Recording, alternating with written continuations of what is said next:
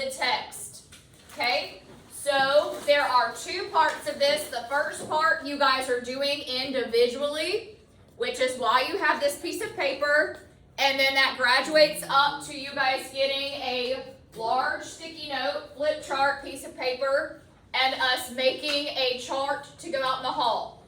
Okay? So the scenario that you're putting yourself into, your headspace here, is what if a person knows nothing about photosynthesis and respiration?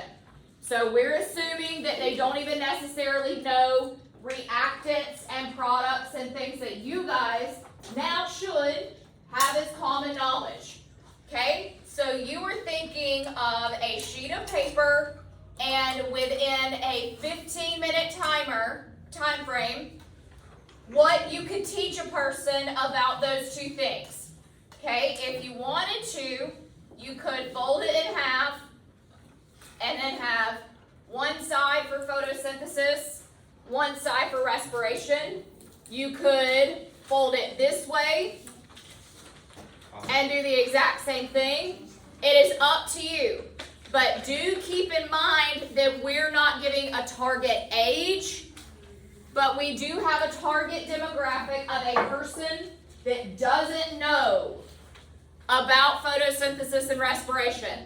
So you have to be careful with your verbiage, because we're taking and making these posters to put in the hallway. Is everybody in the 9th grade taking biology right now? So do they necessarily know reactant and product? No. Do they necessarily know what CO2 means? No. Okay? So for the first 15 minutes, individually, you guys are making your summary. So when your summary is done, then I will check mark it, and then you graduate to being capable of working with a group. If you do not get a check mark, then that equates to a 0 for the entire thing. Cool beans? Cool. Awesome. Go ye therefore.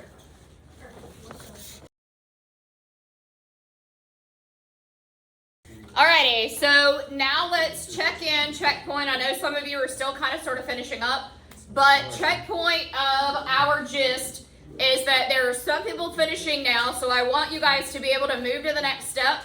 So if you are doing something, or your idea is very word-based, I would say for you to find other human beings that are doing something that is word-based.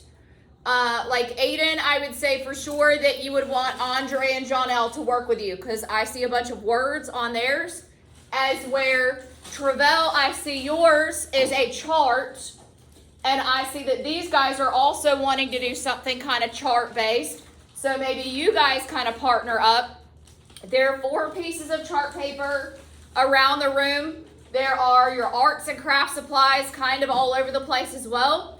So now you guys get to collaborate together, talk, and I'm going to do an air quote version of argue to see what you think out of your pieces of paper. Let's say there's 4 of you in the group. Some person may have the word, I don't know, glucose on their paper, and you guys collectively as a group decide, I don't think that a regular person walking down the hallway would necessarily know that glucose is the same as just saying sugar or energy. Okay? So argue in a nice, respectful manner and come up with your idea, and I'm going to be walking around and kind of talking you through your ideas to help you before you make a mess of your paper and we have to scrap it. All right, so it is 10:57, so we still have 30 minutes, so this is more than enough time for us to get this done so we aren't having to think about it tomorrow. Questions before I start letting people go into the artsy stage? I'm not going to mandate that you work and or don't work with a specific human, but I am going to look at your papers and put a check mark on there because I feel like you're ready to move on and or I don't feel like you're ready to move on. And for those of you that are doing this at home or in another location, you guys are only going to be capable of doing the one by yourself. And then I'll record another video that will have a gallery walk of the ones that have been done out in the hallway. All right, so what are our ideas over here? For the photosynthesis versus cellular respiration, over here we're going to build like a giant business bar graph type of thing. Awesome. And how are you deciding what facts are important? So first, at the bottom, we're just going to draw what we're doing on the graph. We're going to name the types of reactants, products, and the organelle which occurs in there.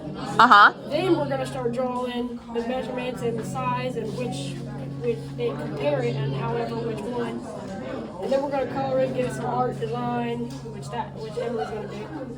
And then that's what we'll do. That'll be all. Awesome. Photosynthesis. Let's get into this discussion of sunlight and transfer of energy. Photosynthesis. Let's get into this process of chemical reactions. Plants take water, sun, and CO2 to make glucose, the sugar that they use for food. They also put oxygen into the air so we can share, because oxygen is everywhere. The energy transforms from solar to chemical all the time, everywhere. The process is identical in every plant and every tree, enabling all living things to be. Photosynthesis. Let's get into this discussion of sunlight and transfer of energy. Photosynthesis. Let's get into this process of chemical reactions and synergy. Photosynthesis. Let's get into this discussion of sunlight and transfer of energy. Photosynthesis. Let's